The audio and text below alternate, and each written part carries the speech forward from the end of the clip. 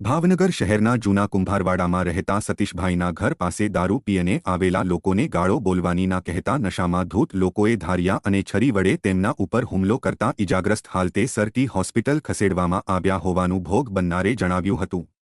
ભાવનગરના જૂના કુંભારવાડામાં રહેતા સતીશભાઈના ઘરની પાસે નશાની હાલતમાં ગાળો બોલવાનીના કહેતા અશ્વિન નરસિંહભાઈ રાઠોડે ધારિયા અને છરી વડે હુમલો કરતા ઇજાગ્રસ્ત હાલતે સરટી હોસ્પિટલ ખસેડાયા હતા। આમ બનાવને લઈને ભોગ બનનારે આક્ષેપો કર્યા હતા।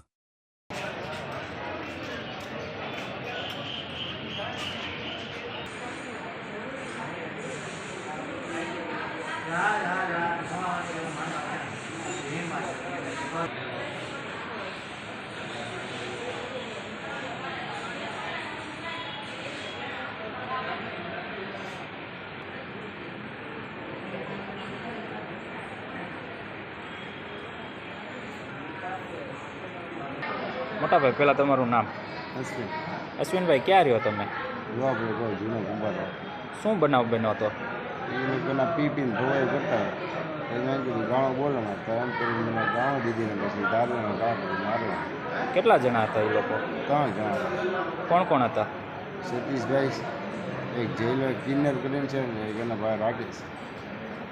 એમની પાસે શું હથિયાર હતા? ધારી હતું સતીશભાઈ પેલા। મારવાનું કારણ શું છે? એ ફૂલ પીધેલા થતા ખોટે ખોટી ગાણો બોલતા અને એમ કરીને ભાગ્યો। તમે એ જ વિસ્તારમાં રહ્યો છો? હા।